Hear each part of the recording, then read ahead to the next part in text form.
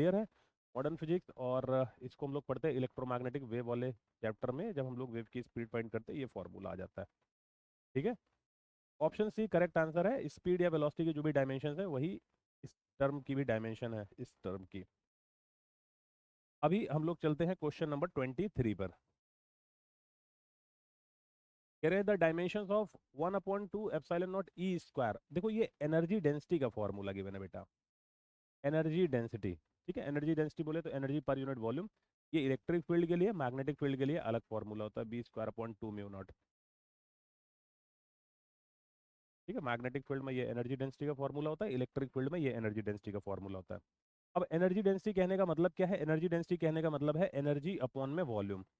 Energy upon में volume. देखो इसकी जो डायमेंशंस आती हैं, जो प्रेशर वाली डायमेंशंस है वही आ जाती हैं। फिलहाल मैं कैलकुलेट करके दिखा दे रहा हूँ। एनर्जी के केस में क्या हो जाएगा बेटा, m L² T⁻⁻², ये एनर्जी की डायमेंशंस हो जाएंगी। वॉल्यूम बोले तो L³। अब ये L³ ऊपर जाएगा तो पावर -3 हो जाएगी, यहाँ पर पावर +2 है, +2 -3 ये हो जाएगी पावर -1। ठीक है, एनर्जी पर यूनिट वॉल्यूम या एनर्जी डेंसिटी जो प्रेशर की यूनिट होती है, जो प्रेशर की डायमेंशन होती है, वही हम लोगों को मिल जाएगा, mL⁻⁻1 T⁻⁻²। तो ऑप्शन हम लोगों का बी करेक्ट हो जाएगा, ऑप्शन बी करेक्ट आंसर हो जाएगा। नेक्स्ट क्वेश्चन, क्वेश्चन नंबर 24 पर चलते हैं। इसको मैं इरेज कर रहा हूँ। देखो क्वेश्चन नंबर 24, क्वेश्चन में कह रहा है if the dimensions of a physical quantity are given by, ये डायमेंशन है बेटा, ये है, then the physical quantity will be. तो पहले देख लेते हैं क्या दिया बेटा, यहाँ पर हम लोगों को m⁻⁴ L⁻⁵ T⁻⁴ अब हम लोगों को ए बी सी इनकी वैल्यूज दी गई हैं। ए बी सी अलग अलग केसेस में हम लोगों को फाइंड करना है। अगर हम ए के प्लेस पर ये रखें, बी के प्लेस पर ये रखें, सी के प्लेस पर ये रखें, हर ऑप्शन में दिया हुआ है, तो ये दिया गया, ये वाली फिजिकल क्वांटिटी हो जाएगी। ठीक है, सब में हम लोगों को दिया गया है। तो पहले वाले केस में क्या करें, ए की वैल्यू 1 होनी चाहिए, तो ए की वैल्यू 1 कर दो। बी की वैल्यू 0 होनी चाहिए, 0 L खत्म। सी की वैल्यू -1 होनी चाहिए। कह रहे हैं कि ये वेलोसिटी होगा, ये वेलोसिटी की डायमेंशन थोड़ी है, वेलोसिटी की डायमेंशन तो L⁻⁻1 होता है। पहला ऑप्शन तो गलत है। ठीक है, पहला ऑप्शन गलत है। दूसरे केस में क्या कह रहे हैं, एसिलरेशन होगी ये क्वांटिटी, ये गिवन क्वांटिटी एसिलरेशन होगी कब, जब हम ए के प्लेस पर 1 रखेंगे, ए के प्लेस पर 1 रख दिए, तुरंत गलत हो गया, क्योंकि देखो एसिलरेशन के केस में क्या आएगा बेटा, L into T raise to the power -2। उसमें कभी मास की डायमेंशन आएगी ही नहीं, मास की डायमेंशन आएगी नहीं, ए इज इक्वल टू 1 कह रहे हैं, मास की डायमेंशन आएगी नहीं भैया, ये भी गलत हो गया ऑप्शन।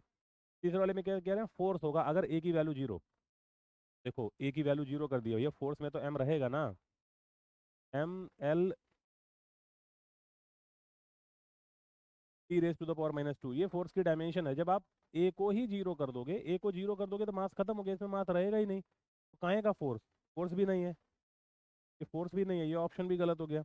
तीसरे में क्या करें, ए के प्लेस पर 1, चलो भैया ए के प्लेस पर, sorry last option, option D, A के प्लेस पर 1, बी के प्लेस पर -1 और सी के प्लेस पर -2। हाँ, ये प्रेशर की डायमेंशन आपको दी गई हैं, प्रेशर की डायमेंशन है, ऑप्शन डी करेक्ट आंसर हो जाएगा। ये छोटी छोटी जो डायमेंशन हैं इनको याद रखो, उससे आपका टाइम बचेगा, ठीक है बेटा, उससे आपका टाइम बच जाएगा। ये था क्वेश्चन नंबर 24। अभी चलते हैं क्वेश्चन नंबर 25 पर। Question number 25, which two of the following 5 physical parameters have the same dimensions. ये तो 5 फिजिकल पैरामीटर दिए गए हैं, इनमें से कौन से दो ऐसे पैरामीटर हैं, कौन सी दो ऐसी फिजिकल क्वांटिटीज हैं जिनकी डायमेंशन सेम है। अब देखो एनर्जी डेंसिटी, अभी हम लोगों को एक क्वेश्चन मिला था, एनर्जी डेंसिटी बोले तो जो प्रेशर की यूनिट होगी, जो प्रेशर की डायमेंशन होगी वही इसकी भी होगी, ठीक है, वही इसकी भी होगी प्रेशर वाली। तो हम लोगों के पास है क्या, एनर्जी डेंसिटी बोले तो ये तो प्रेशर वाली आ जाएगी, रिफ्रैक्टिव इंडेक्स कोई यूनिट डायमेंशन है नहीं। अब मैग्नेटिक फील्ड तो भाई अलग ही इसकी यूनिट हो जाएगी टेस्ला, फिर उसकी हम लोग डायमेंशन निकालेंगे। फिलहाल मैंने बोला था मैग्नेटिक फील्ड की डायमेंशन याद करके रखना, ये डिफरेंट है, यहाँ से मुझे सीधे सीधे दिख रहा है, देखो ये यंग्स मॉडुलस आ गया, चौथी क्वांटिटी, ये इधर से देख लेते हैं, इन दोनों के बेटा ये यंग्स मॉडुलस है क्या, जो प्रेशर की यूनिट है, जो प्रेशर की डायमेंशन वही इसके लिए है, वही एनर्जी डेंसिटी के लिए, रिफ्रैक्टिव इंडेक्स यूनिटलेस है, dielectric constant, magnetic field different different है। तो हम लोगों के पास हुआ क्या, एनर्जी डेंसिटी और यंग्स मॉडुलस 1 और 4, इन दोनों की डायमेंशन सेम है।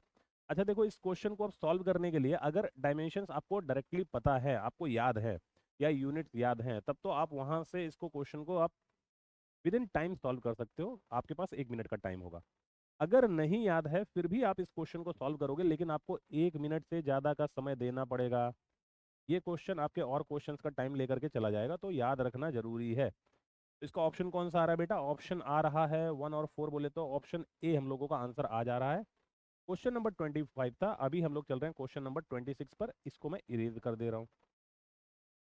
क्वेश्चन नंबर 26 क्या कह रहे हैं, dimensions of resistance in an electrical circuit in terms of dimensions of mass, of length, of time and of current.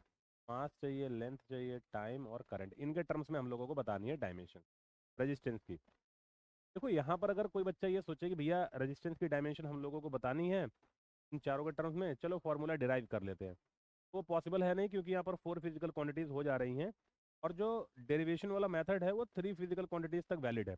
अब क्या किया जाए, तो यहाँ पर ये सिर्फ आपको कंफ्यूज करना चाह रहे हैं, ये सीधी सीधी आपसे डायमेंशन पूछ रहे हैं, आपसे ये कह रहे हैं भैया रेजिस्टेंस की डायमेंशन बता दो। अब अगर आपको रेजिस्टेंस की डायमेंशन याद है तब तो आप बता दोगे, नहीं याद तो उसको कैलकुलेट करने बैठोगे, अपना टाइम गंवाओगे, और ये 1-2 क्वेश्चन का टाइम और लेकर के चला जाएगा। रेजिस्टेंस की डायमेंशन क्या होती है, रेजिस्टेंस की dimension M L square T raise to the power -3 A raise to the power -2, ये रेजिस्टेंस की डायमेंशन है। अब इन चारों में ऑप्शन क्या है, पहला तो है नहीं, दूसरा है नहीं, तीसरा है नहीं, चौथा है नहीं, टाइपिंग मिस्टेक हो सकता है बेटा लोग। ये तो इलेक्ट्रिक पोटेंशियल की डायमेंशन है ना, पोटेंशियल की डायमेंशन है, और ये वर्क डन की डायमेंशन हो गई, और ये टाइपिंग मिस्टेक बेटा यहाँ माइनस नहीं होना चाहिए, यहाँ माइनस नहीं होना चाहिए, ऑप्शन सी हम लोगों का आंसर हो जाएगा, ठीक है। बुक में देख लेना, बुक तो सबके पास होगी ही, में ये ऑप्शन सी हम लोगों का आंसर बेटा, यहाँ माइनस नहीं होना चाहिए, तो ऑप्शन सी आंसर हो जाएगा, क्लियर है। अब अगर आपको इसको कैलकुलेट करना है रेजिस्टेंस को, तो आप यहाँ से V is equal to I R, यहाँ से भाई आप निकालोगे तो आपको रेजिस्टेंस मिलेगा क्या, V अपॉन आई। अब V अपॉन आई के लिए आपको V की डायमेंशन आनी चाहिए, V की डायमेंशन ये गिवन है, V की डायमेंशन ये गिवन है बेटा, V की डायमेंशन। हाँ लेकिन पता तो होना चाहिए, अब ये मैं बता दे रहा हूँ भाई, आपको भी तो पता होना चाहिए ना ये V की डायमेंशन है। तो इन सब चीज़ों को याद कर लेना, ये डायमेंशंस याद रखना बेटा। मैंने कुछ फिजिकल क्वांटिटीज बताई थी आपको, कौन कौन सी, एक बार मैं फिर से बता दे रहा हूँ। फिलहाल इसका ऑप्शन सी सही है। मैंने क्या कहा था, मैंने कहा था देखो electric field, electric field, magnetic field,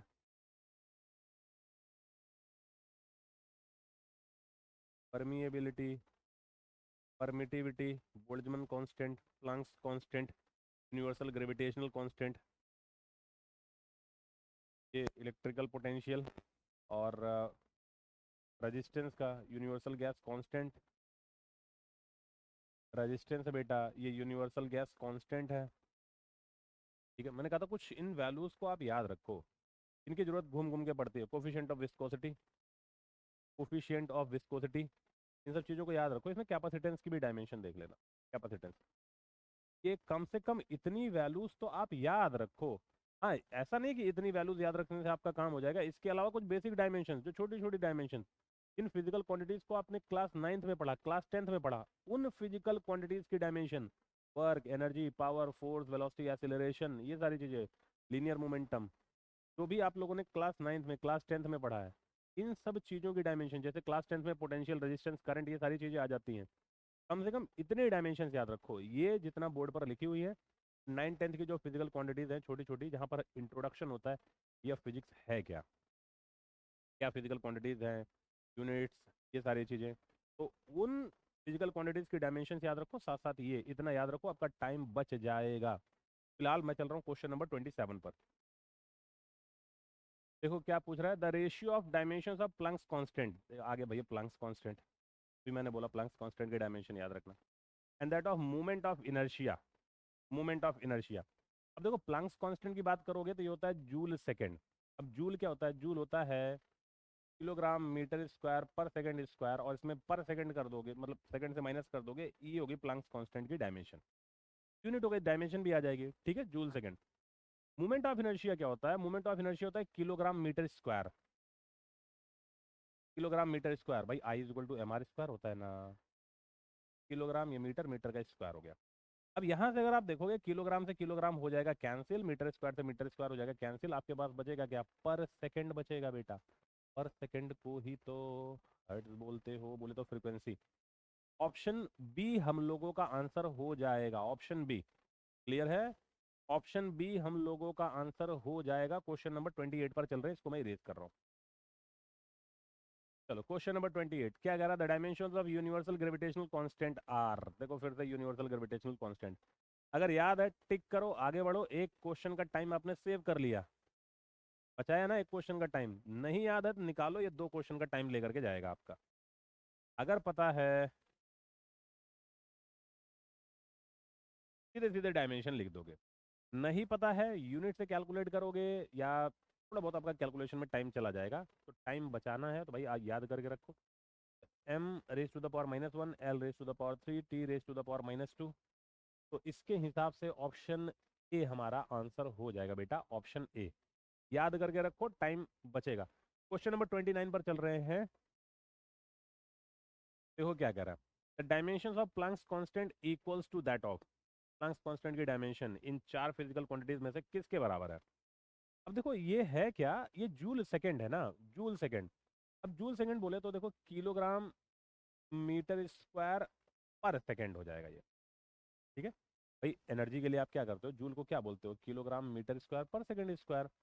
joule second Planck होता है, इसमें एस से मल्टीप्लाई कर दोगे तो ये पावर -1 बचेगा, ये आपके पास हो जाएगा, ठीक है। अब इसमें देखो क्या कह रहे हैं भैया, एनर्जी, एनर्जी बिल्कुल नहीं है भैया, ये एनर्जी सेकंड है, ये जूल इंटू सेकंड है, एनर्जी बिल्कुल नहीं है।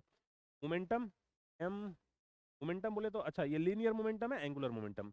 लीनियर मोमेंटम क्या होता है, मास इंटू वेलोसिटी, तो किलोग्राम मीटर पर सेकंड हो जाएगा, मीटर स्क्वायर नहीं आएगा, ठीक है। तो मोमेंटम भी नहीं है बेटा, पावर तो बिल्कुल नहीं है, पावर के थोड़ी है, तो एक ही बच रहा है एंगुलर मोमेंटम, एंगुलर मोमेंटम है। फिलहाल एंगुलर मोमेंटम में आप करते क्यों, मैं एक्सप्लेन करता हूँ, MVR करते हो ना,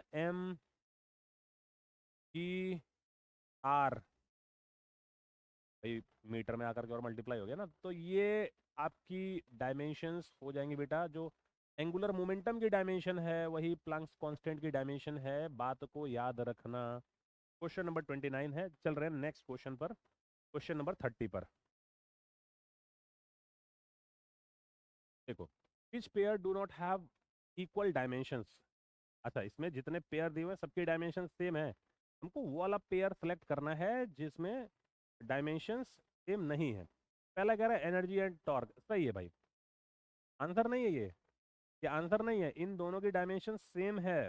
हमको पता करना है कौन से पेयर की डायमेंशन सेम नहीं है। मैं हटा ही देता हूँ, नहीं तो कंफ्यूजन होगी। ठीक है, इन दोनों के लिए सेम है। अरे फोर्स एंड इम्पल्स ना भैया, इन दोनों की नहीं सेम है। फोर्स अलग चीज है, इम्पल्स अलग है। फोर्स इम्पल्स क्या है, फोर्स इनटू टाइम, यही हमारा आंसर है। सीधे सीधे हो गया। फिलहाल देखो, एनर्जी और टॉर्क की डायमेंशन सेम है। यार एंगुलर मोमेंटम, प्लैंक्स कांस्टेंट, अभी तो क्वेश्चन नंबर 29 में हम लोगों ने देखा प्लैंक्स कांस्टेंट और एंगुलर मोमेंटम की डायमेंशन सेम है, तो इन दोनों की भी सेम हो गई। इलास्टिक मॉडुलस एंड प्रेशर, जितने भी इलास्टिक मॉडुलस हैं, Young's modulus, bulk modulus, modulus of rigidity, सबकी यूनिट और डायमेंशन प्रेशर की यूनिट और डायमेंशन के बराबर ही है, वही सेम है। तो यही एक है फोर्स एंड इम्पल्स, इनमें इनकी डायमेंशंस अलग अलग है। बेटा लोग, एक वीडियो लेक्चर में हम लोग 10 क्वेश्चन सॉल्व करते हैं। अभी के लिए इतना ही, मिलते हैं आपसे नेक्स्ट वीडियो लेक्चर में। ये वीडियो आपको सुबह मिल रहा होगा, दूसरा वीडियो आपको शाम को मिलेगा। सुबह 10, शाम को 10, धीरे धीरे धीरे धीरे चलते रहो। नीट के एग्जाम से पहले हम लोगों को पूरी की पूरी ये बुक सॉल्व करनी है। मिलते हैं बेटा लोग आप लोगों से नेक्स्ट वीडियो लेक्चर में। क्वेश्चन सॉल्व करते रहो, प्रैक्टिस करते रहो।